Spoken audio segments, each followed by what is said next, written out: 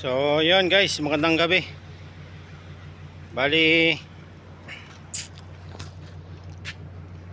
magabiyahe pala kami bukas. Medyo mahaba-haba yung biyahe namin bukas, simula Puerto hanggang Quezon. Hindi ko lang alam kung mga ilang kilometer yan. Siguro mga patak din, siguro mga 170 plus yung papasok po dun sa amin, mga 200 din siguro guys. Di ko lang sigurado. So ang gagamitin namin yung motor, ito yan, si Ford. First time lang pala mabiyahe nito na malayo-layo, kaya subukan namin kung may maging issue. Sana wala rin mangyari na pangit, tulad na may sira. Sana wag din. So ayan guys, bumili na rin pala ako ng coolant. Ito guys, para panigurado. Mahirap na magbiyahe ng walang dala eh. Bumili na ako ng coolant kanina. Yung gulong niya okay naman kasi makapal. Hindi pa naman bugbog sa biyahe ito kasi trabaho bahay lang. Bali ngayon lang siya mababiyahe ng medyo malayo-layo. So yan guys, medyo pogi kasi malinis eh.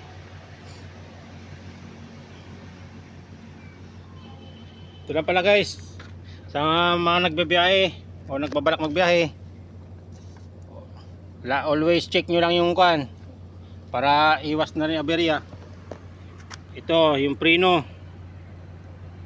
sa likod, check nyo rin yan guys para masarap yung takbo nyo, tuloy-tuloy. Tapos coolant, number 1 din ang coolant na i-check nyo bago kayo magbiyahe ng malayo. So yan, okay ang preno, okay ang coolant. Preno sa harap, okay. Sa odometer,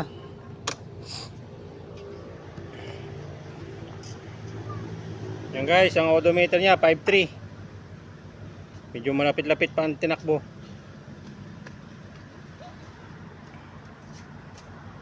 Tapos yung konsumo ko pala ng gasolina, yan siya guys, oh, 40.8 per liter lang yung nakuha niya. Sa iba kasi nakikita ko minsan 45. Sa akin 40.8 lang. Sa bagay nakadepende naman siguro sa kwan yun, sa throttle, kung mahilig ka sa waswasan. Sa bagay takbo kasi mga 70. Yan ang takbo ko dyan, 70-80.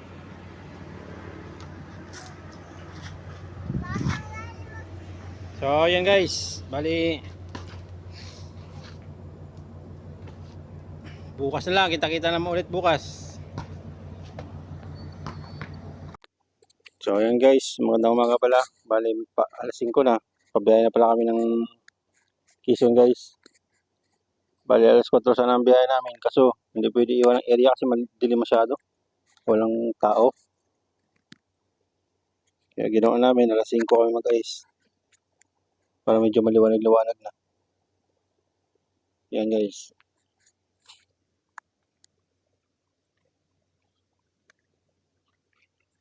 Yan ang motor na gamitin namin. Para sa motor, 4 kami.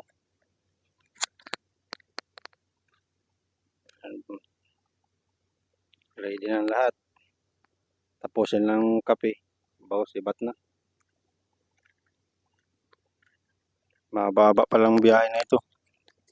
Mga 3 oras siguro o 4. Yung biyahe namin from Puerto to Quezon.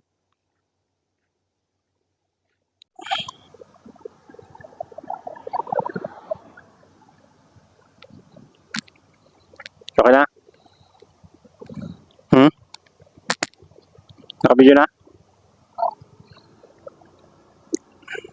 So, yan guys. Bali, biyahe na kami pa Quezon.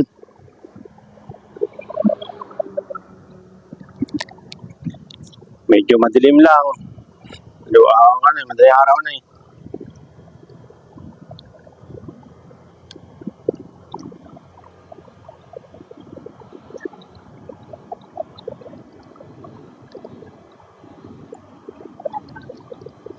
Bali,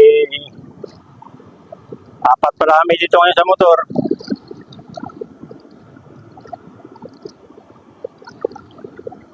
Try namin guys kung kakayanin ba ng full tank, isang full tank yung Puerto to Quezon.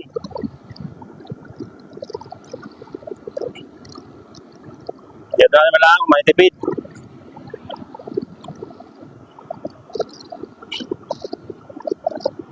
Parang nasa 300 out, 150 mga ganyan, 150, 170 kilometer ata yung Quezon eh. O abutin 200. Hindi ko lang sure.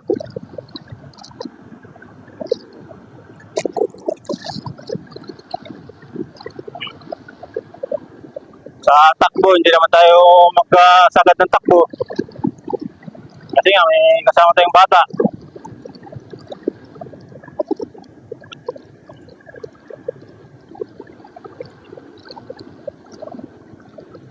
Bali, takbo lang tayo mga 80, 80-90, mga ganyan lang.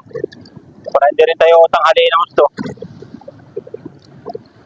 Kasi medyo may kalayo-layuan din yun. 3 hours din siguro takbuhin yun. 3 to 4. 3 to 4 hours. Biyahe.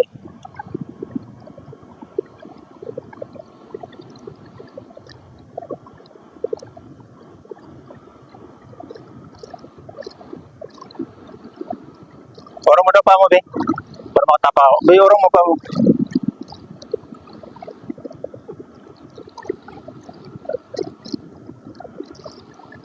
Yan, lamig ka, Gina, hindi. Lamig, hindi.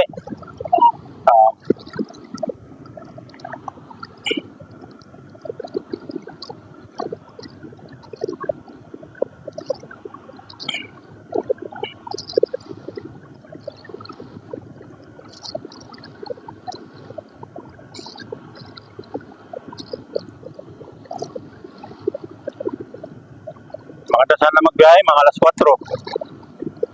Kasi para alas 6 doon naman sana tayo. Alas 6 alas 7. Kaso hindi pwede iwan yung area doon guys eh. Pinagtatrabuhan ko kasi mahirap na. Kaya kailangan alis tayo medyo maliwanag na. Kasi yung papalitan ko doon, sa bagay mamaya andun na rin yun.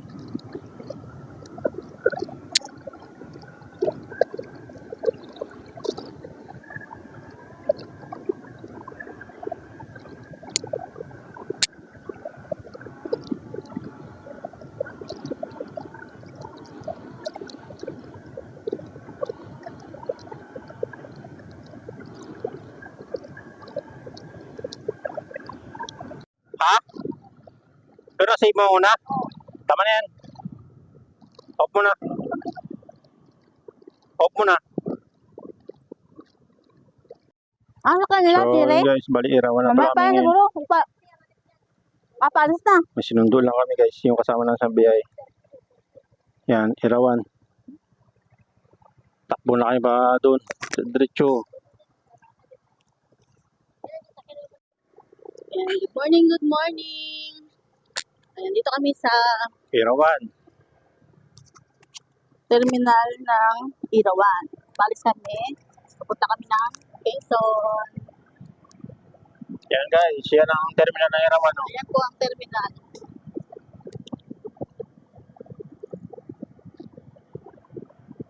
At dahil hindi kami sasakay dyan, kami ay magmumotor lang. Ayan po yung mga kasama namin. Bali madilim lang ang daanan guys. Siyempre, madaling araw pa lang.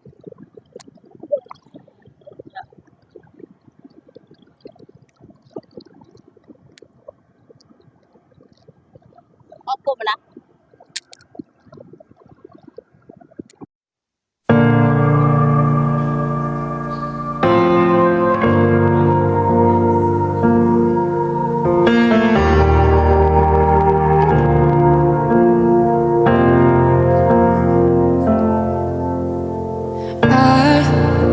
Was a rich remember who I was. I was lost, I was blind, I was running out of time. Sin separated, the breach was far too wide. But from the far side of the chasm, you held me in your side. So you made a way across the great divide, left behind heaven's throne to build it here inside. And there at the cross, you paid the debt I owe, broke my chains, freed my soul. For the first time I had hope. Thank you, Jesus, for the blood applied. Thank you, Jesus, it has washed me white. Thank you, Jesus, you have saved my life, brought me from the darkness into glorious light.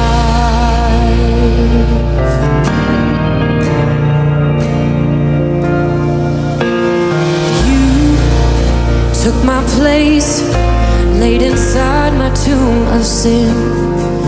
You were buried for 3 days, but then you walked right out again.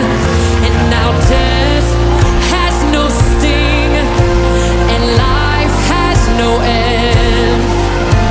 For I have been transformed by the blood of the Lamb.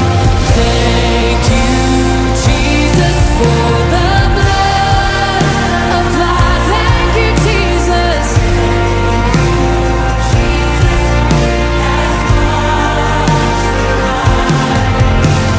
Thank you, Jesus, you have saved my life, brought me from the darkness into glorious light. There is nothing stronger than the wonder-working power of the blood. That calls us sons and daughters.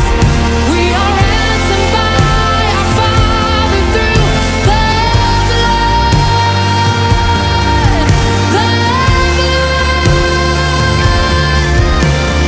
There is nothing stronger of the wonder-working power of the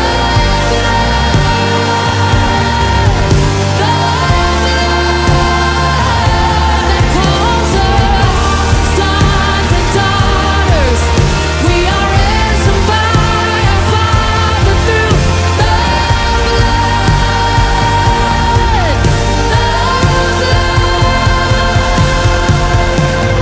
Thank you, Jesus, for the blood applied. Thank you, Jesus, wash me white. You have saved my life,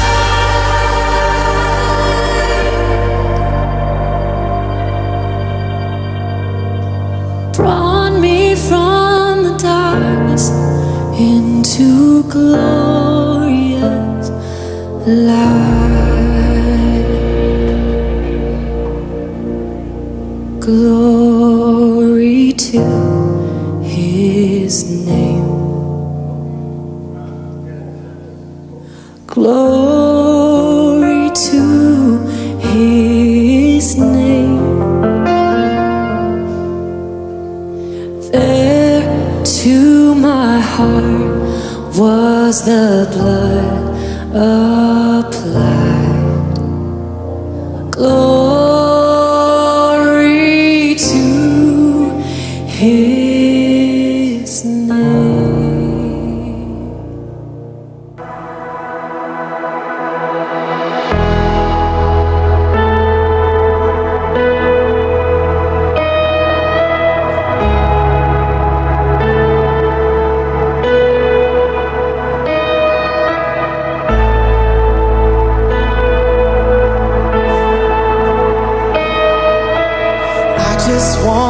speak the name of Jesus over every heart and every mind. 'Cause I know there is peace within your presence. I speak Jesus.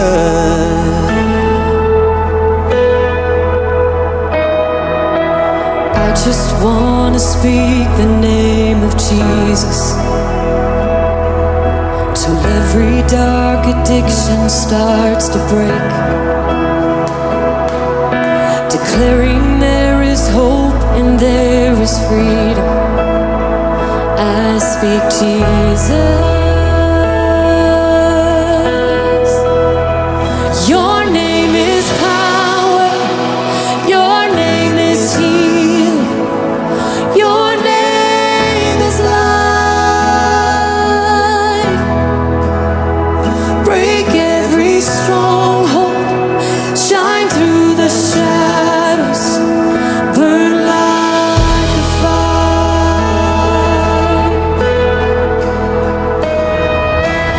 I just wanna speak the name of Jesus over fear and all anxiety, to every soul held captive by depression. I speak Jesus. 'Cause your name is power, your name is healing, your name is life. Yes, it is. Break every stronghold, shine through the shadows, burn like a fire. Your name is power, and we declare it now. Your name is life. Break every stronghold and shine through the shadows, burn like a fire.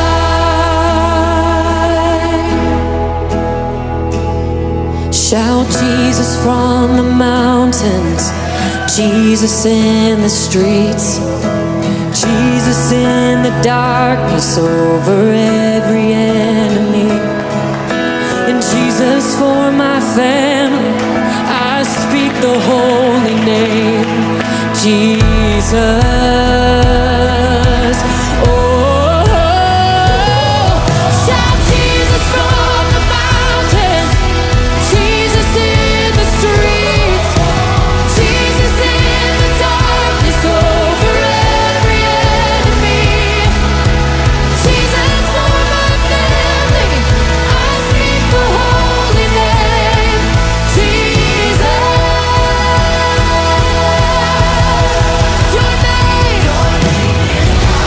Your name is healing, your name is life.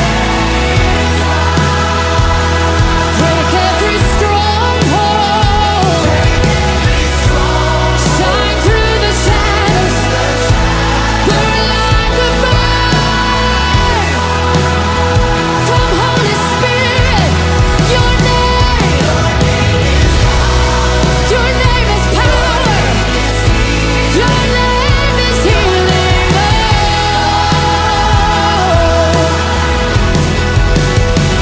Break every stronghold, shine through the shadows, burn like a fire.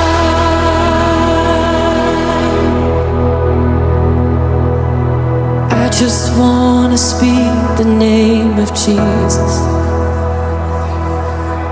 over every heart and every mind. 'Cause I know there is peace within your presence. I speak Jesus.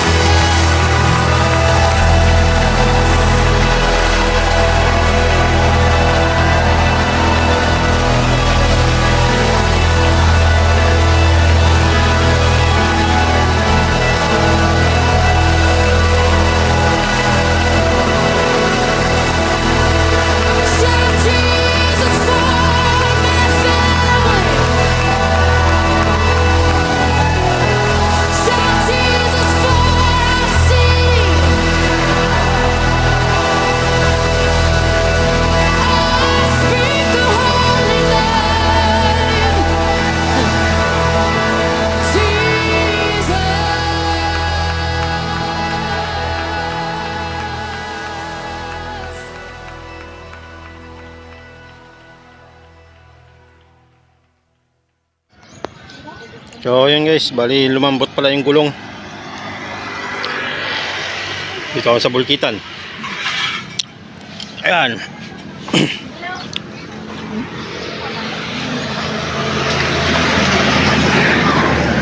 Kita nyo yung kulay green.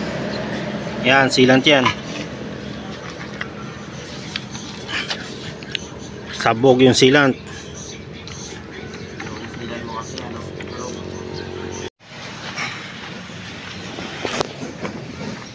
So Jong, smile ka rin? Smile. So ayan guys, bali dito na kami sa Quezon. Ito pala yung area ni Papa Mayo dito guys, ng kuya ni Mama. Yan. Maganda na kasi pasok na ang tricycle dito, oh, tsaka motor. Hindi katulad dati nung unang punta ko dito. Kahit motor. Napas din ang motor dati pero hindi hirap. Yan. Saka te. Taas? Kaya Jojo dyan? Puyat na puyat ka.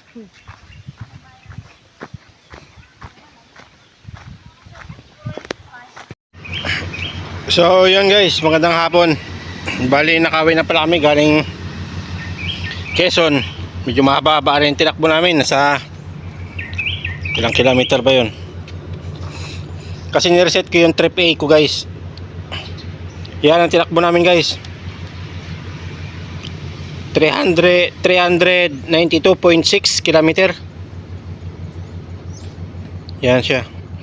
Bago yung consume ng gasolina 42.5 per liter guys.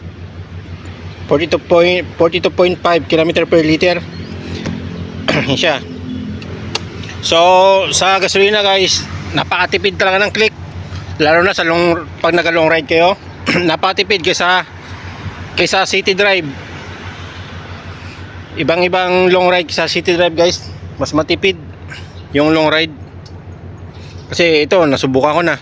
Tsaka first time din ito na i-port na mabiyahe ng malayo-layo. Umalis kami dito nung Sabado madaling araw. Ngayon lang kami nakauwi. Bali 4 hours din yung biyahe namin. 4 hours papunta. Yung pauwi namin 4 na oras din. Tapos yung takbo ng motor kuwan lang guys. Bali puwapatak lang siya ng 95 yung kanya, yung sagad niya. Sagad ng takbo niya guys 95. Yung top speed niya 95 kasi ako medyo may kabigatan din ako, nasa 72 kilos ako. Yung asawa ko 60 rin, yung 60 kilos. Plus yung dalawang bata pa. Kasi may kasama kami dalawang bata, isang anak ko tapos isang pamangkin ko. Kaya pumapatak din kami nasa 150 kilos yung bigat namin. Kaya believe din ako dito kay Click guys. Kasi kahit napakabigat namin, pumatak pa rin siya ng 95 top speed. Yun siya.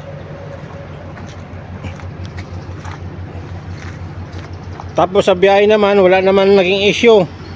Wala naging overheat. Sabi nila overheat yung issue daw ng Click. Yung nga, hindi daw pwede long ride kasi kadalasan daw overheat. Wala namang nangyari sa akin ganun guys. Yung nangyari lang sa amin, ito yung gulong sa likod. Ito. Kasi dating may butas na yan, tinapalan ko lang ng coolant. Yung problema, yung coolant parang lumambot, naging tubig sa loob. Kasi nung pagbaklas nito ng gulong, bali pinabulkit ko sa Nara. Nung pagtanggal ng gulong, yung coolant, dating coolant niya, naging tubig. Parang natunaw sa sobrang init. Natunaw siya. Ayan yung bakat guys, oh. Bakat ng talbog ng coolant. Tapos yung sa ilalim, yun oh, may mga green.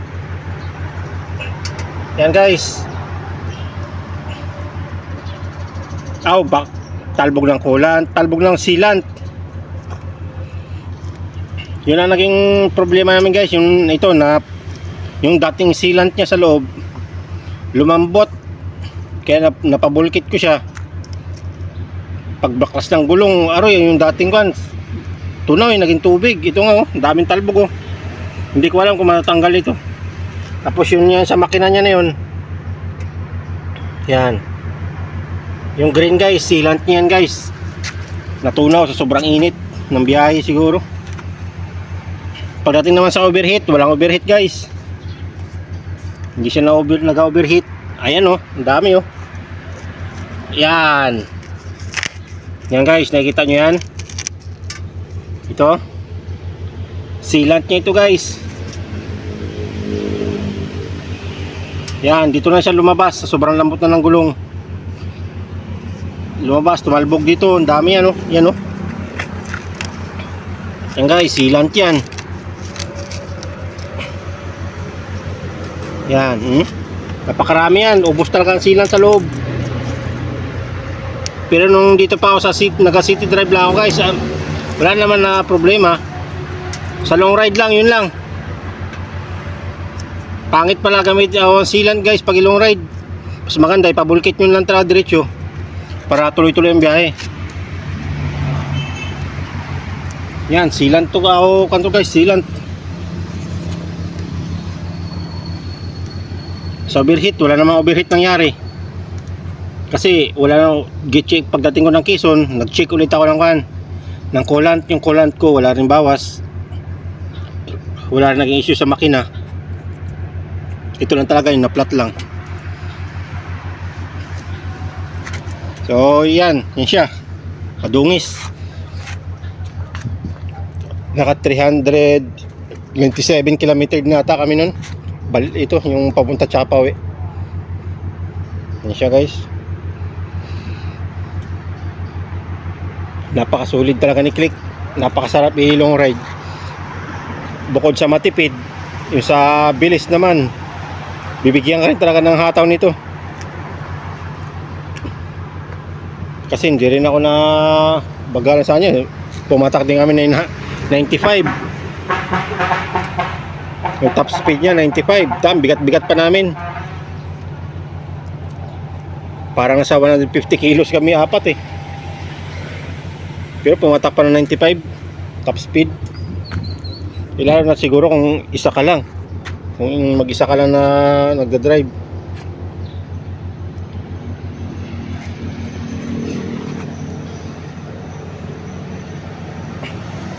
Pagdating sa gasolina, napakatipid.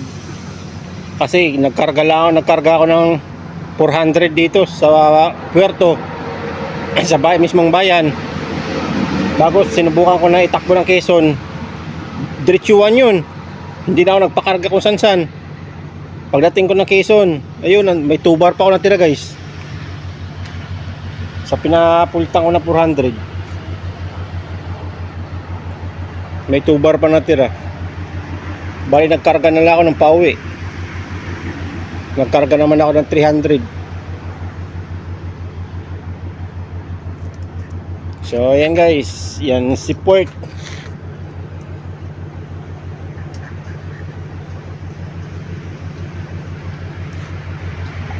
Hanggang dito na lang video ko guys. Ride safe.